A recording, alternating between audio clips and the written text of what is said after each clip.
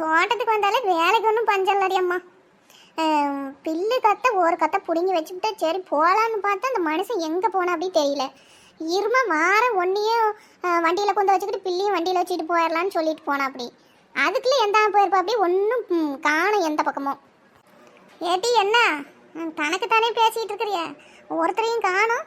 எதுவும் போதங்க ஏதாத்துக்கிட்ட பேசிக்கிட்டு இருக்கிறியா? போதனும் இல்லை கீதனும் இல்லை. உங்கள் அண்ணன் தான் இரு வாரம் உன்னை கொண்டு வீட்டில் விட்றேன்னு சொல்லிட்டு போனாங்க கீதா. எந்த புதாரில் போய் மறைஞ்சிக்கிட்டு புல்லு பூண்டு வெட்டிக்கிட்டு இருக்கிற அப்படி தெரியல. நானும் கூப்பிட்டு பார்த்தேன், சத்தங்கும் கொடுக்க மாட்டேங்கிறா அப்படி. எம்பிட்டு நேரம் நான் உக்காந்துக்கிறது. இன்னைக்கு என்ன வேலையா இல்லை? என்ன வீட்டில் போய் சோறாக்கணும், குழம்பு வைக்கணும், எம்பிட்டு வேலை கிடக்குங்கிற.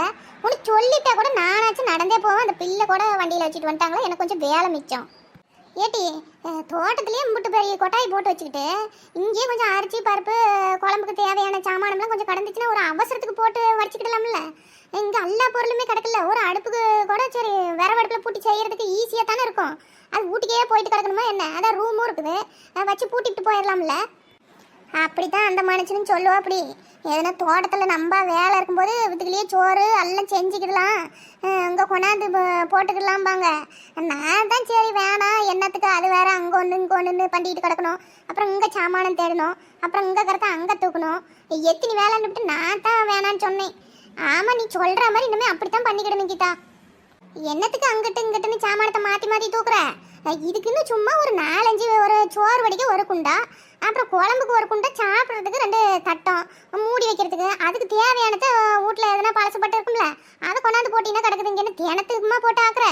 எப்பயாச்சும் ரொம்ப வேலை கிடக்கல நேரம் ஆகி போச்சுன்னா வித்தியை போட்டு 5-6 பொங்கிக்கிடலாம்ல. அதுக்கு தான் சொன்னேன்.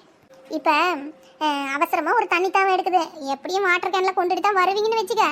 அது என்ன பொழுதுனிக்கே இருந்துக்கிட்டேவா இருக்கும்? ஒரு தண்ணியே காலியாகி போயிடுது. இந்தாங்க நல்ல தண்ணி பைப்பு தான் போட்டு வச்சுக்கிறீ. அப்புறம் என்ன ஒரு 5-6 குடம் பிடிக்கிற மாதிரி ஒரு சின்னதாக ஒரு ட்ரம் ஒன்று வாங்கி வச்சுக்கிட்டீங்கன்னா தண்ணி வரும்போது பிடிச்சி ஊற்றிட்டின்னு வச்சுக்க, அப்புறம் வேணுங்கிறப்ப குடிச்சிக்கிடலாம்.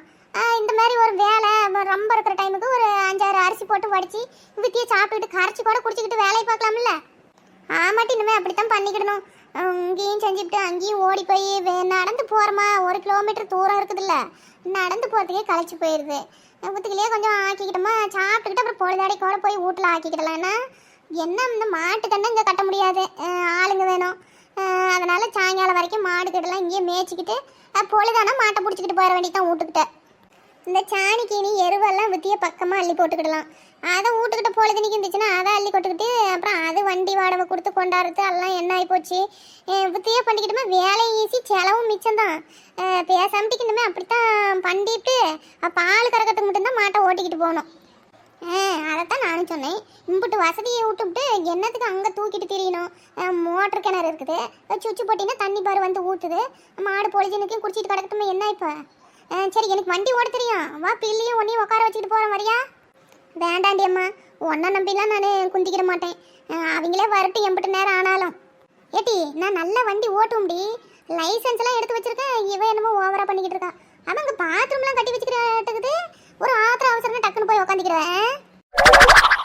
ஆமாம் கீதா, ஐயா உனக்கு எதுவும் அவசரமா? அவசரம்னா போ, தண்ணிக்கு நீலாம் வரும். எனக்கெல்லாம் ஒன்றும் அவசரம் இல்லை, பாத்ரூம் அப்போ தான் பார்த்தேன், அதுக்கு தான் சொன்னேன். சரிடி சத்தனவரி உக்காரு, ஒந்தத்துலேருந்து நின்றுக்கிட்டே கிடக்குற. உக்காடுறதுனால ஒன்றும் இல்லை, உக்காந்தமா அப்புறம் பேசிக்கிட்டே அப்புறம் உன் பொழப்பு தான் கிடும். நீ அண்ணன் வந்தால் டக்குன்னு ஏறி வண்டியில் டர்ருன்னு போயிடுவேன். அப்புறம் நான் நடராசாலாம் போட்டுட்டுக்கணும். நானே நம்ம 10 என்ன பண்ணுதுன்னு பார்த்துட்டு போகிறேன் அப்படியே. ஆமாம் அவளும் முன்னையே வந்தா தோட்டத்துக்கு இங்கே எதுனா வேலை பண்ணிக்கிட்டு இருப்பான்னு நினைக்கிறேன். இன்னைக்கு மஞ்சள் தோட்டத்துக்கு ஏதோ ஆள் வேலைக்கு வராங்கன்னு சொன்னான். அதை தான் ஏதோ ஆள் வந்துட்டாங்களா என்னமோ தெரியல, நானும் இன்னும் போய் எட்டி பார்க்கல. அப்படியா? அப்போ எப்படியும் தோட்டத்தில் தான் இருப்பாங்க. எப்படி பார்த்தினாலும் இன்றைக்கி வேலைக்கு ஆளுக்கு வந்துக்கிறாங்கன்னு சொல்கிறேன். அப்படின்னா இன்றைக்கி டீ பலகாரம் எல்லாம் உண்டு. நானும் இந்த டைமுக்கு போனால் தான் கிடைக்கும். நானும் போயிட்டு டீ பலகாரம் எல்லாம் குடிச்சிட்டு சாப்பிட்டுட்டு நான் வீட்டுக்கு வரேன். நீ அண்ணன் வந்தால் வீட்டுக்கு போனால் அப்புறமா வந்து உன்னை பார்க்கேன். அப்போ டீ பலகாரத்துக்கு தான் போகிறேன்னு சொல்லு. ஆமாண்டி பின்ன அது என்னமோ தெரியல, நம்ம என்ன தான் வீட்டில் டீ வச்சு பலகாரம் போட்டு தின்னாலும் அந்த காட்டு வேலை செய்யல அந்த டீ பலகாரம் வாங்கி வராங்க பாரு, அது தனி ருசியாக தான் இருக்குது. சரி பேச நேரம் ஆகிட்டு நான் போயிட்டு வரேன். டைம் வேறு இப்போ 12 தாண்டிக்கிடுச்சு. வாங்கிட்டு வந்திருப்பாங்களா என்னமோன்னு வேறு தெரியல. சரி டீ பார்த்துப்போ, நீ பாட்டு கண்ணு முன்னு தெரியாமல் வெடுக்குன்னு போய் வஞ்சி வரப்பில் காலை வச்சு வலி கூட்டி எங்கன்னா உளுந்து கிடக்காம. ஆ அதெல்லாம் நான் பார்த்துக்கிடுறேன். என்னடா இது, நம்ம பத்மினியக்கா 2 தென்னை மரத்துக்கு இடையில மாட்டிக்கிட்டு போலையே. ஆட வெளியே வர முடியாம கிடக்கோ, மண்டையை போட்டு முட்டிக்கிட்டு இருக்கு. முட்டல தேங்காய் எது மெண்ட மேலே விழுந்து என்னத்துக்கு ஆகுறது? அம்பிட்டு இடம் கிடக்கு, என்னத்துக்கு அந்த மரத்து சந்தில் போய் பூந்து போகணும்? இப்போ மாட்டிக்கிட்டு யாரும் காப்பாற்றுறதுக்கும் இல்லாமல் பாரு, நாம் டயத்துக்கு வரவும் ஆச்சு. அட நம்ம நெட்டவள்ளி, அதானே பார்த்தேன். வரும்போதே பார்த்தேன் எங்கடா வீட்டில் ஆளை காணுமேன்னு சொல்லிவிட்டு. ஓ 10 மணிக்கா ஆல்ரெடி இவகிட்ட சொல்லியிருக்கோம் இன்னைக்கு தோட்டத்தில் வேலை கிடக்கு நெட்டவள்ளி அப்படின்னு. அதனால தான் கரெக்ட் டைமுக்கு வந்திருக்கிறா. இவ என்ன ஆள், இவ நம்ம கிட்ட ஒரு வார்த்தை சொல்லாம வந்துக்கிறா நெட்டவள்ளி. அட 4 முடி, நீ எங்க இந்த பக்கம்? இவகிட்ட உண்மையும் சொல்லக்கூடாது, ஊரே தண்டூரா அடிச்சு போவா. அது ஒன்றும் இல்லை, பொழுதோடைக்கு பருப்பும் முருங்காயும் போட்டு குழம்பு வைக்கலாம்னு ஒரு யோசனை பார்த்துக்க. சரி நம்ம 10 மணி அக்கா தோட்டத்தில் தான் நிறைய முருங்காய் கிடக்கும்ல, வந்து ஒரு 5-6 பிச்சுக்கிட்டு போகலாம். எப்படியும் அந்த அக்கா தோட்டத்தில் தான் ஏதோ ஒன்று பில்லு பிடிங்கிட்டு இருப்பாங்க. சரி ஒரு 5-6 காய் பறிச்சுக்கிட்டு முருங்கீரை 2 உடச்சிக்கிட்டு போகலாம்னு வந்தேன். அது சரி நீ என்ன இந்த பக்கம்? போய் புழுகுனி எப்படியோ மோப்பம் முடிச்சு நல்லா உறுப்புன்னு டீயை குடிச்சு தின்றதுக்கு வந்துவிட்டு ஏங்கிட்டே நடிக்கிறியா? நானும் இரு எதனா அடிச்சு விட்றேன். அது வந்து நான் என்னத்துக்கு வந்தேன்னா, இது என்னது, இந்த தென்னந்தோப்பில் இந்த மட்டை காஞ்ச மட்டை இருக்கும்ல, அது 2-3 பொறுக்கிட்டு போய் வைக்கலாம். விரவு அடுப்புக்கு பற்ற வைக்கிறதுக்கு தேவைப்படும்ல. இந்த கேஸ் அடுப்புலையே ஆக்கி கேஸ் பிடிக்க முடியல பார்த்துக்க. இப்போலாம் எம்பிட்டு விலையை ஏற்றி வச்சுக்கிறான் தெரியுமா? 1050 ரூபா. எங்கேருந்து நம்ம கட்டி பிடிக்கிறது? சரி ஒரு நேரம் வெளியே அடுப்பில் ஆக்கிக்கலாம்ல. அவசரத்துக்கு தேடினா ஒன்றும் கிடைக்க மாட்டேக்கு. 5-6 மட்டையை கொண்டு போய் வச்சுக்கலாம்னு வந்தேன்.